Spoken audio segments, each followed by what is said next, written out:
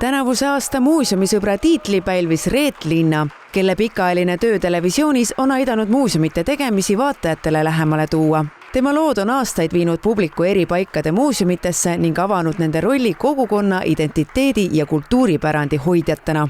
Ma pean ütlema, et see tuli nii väga ootamatult, et ma ei oleks osanud elu sees arvata, et selle töö eest, mida ma tegelikult teen nagu ikka saateid teeme ja otsime teemasid, et saaks sellise tunnustuse ja ikkagi ma ei ole seda ju üksinda teinud, et see on hästi oluline, et selleks on mul ju ka režissöör Elo Selirand, kes on väga ajaloohuviline ja Aivi Parijõgi Tartus teine toimetaja ja saatejuht, et see on niisugune meeskonnatöö, et eks see seda tähendab, et on see korda läinud. Minu jaoks on kõige tähtsam see, et mis me teinud oleme, et see on korda läinud inimestele.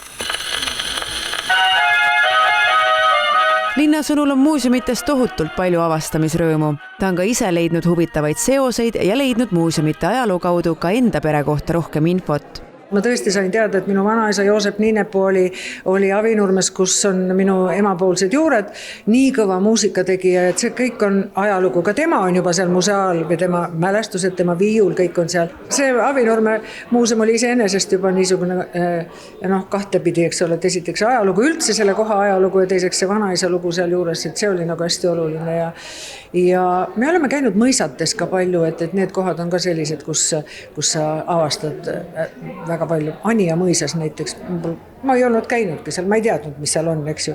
Nüüd tuleb välja, et seal võidi isegi endale kostüümi valida ja ennast nagu aega tagasi viia. Tunnustuse puhul anti Linnale üle muuseumisõbra peegel ja muuseumikaart. Muuseumite ühendus tõstab esile tema põhjalikku lähenemist, sooja tähelepanelikkust ja oskust tuua ekraanile muuseumitöötajate igapäevane panus. Reet Linna on kajastanud Eesti muuseume väga pikka aega oma saates Prillitoos ja toonud tõesti need põnevad muuseumid nii-öelda avalikkuse ette. Ja seda on teinud Prillitoosi saade Reet Linna järjepidevalt. Ehk siis kõik inimesed Eestis, meil on väga palju muuseume, ei jõua igale poole. Aga just läbi Prillitoosi saate on need põnevad muuseumid jõudnud siis kõigi vaatajate, nii et see on väga suur töö. Linna kõrval esitati muuseumisõbra tiitlile veel 10 kandidaati. Nende seas nii ettevõtteid kui ka kultuurivaldkonna entusiaste.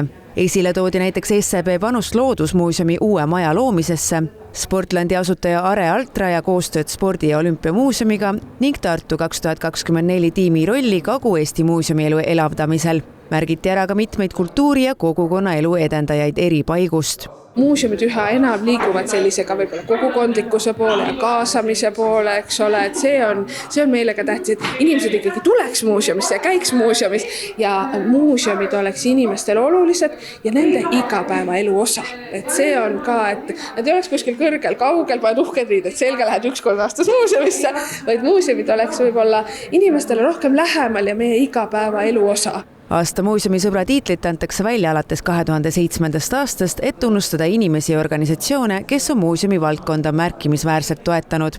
Varasemate laureaatide seas on teiste hulgas olnud peaasi.ee, Jakob Rosin, Rein Veidemann ja Karin Paulus.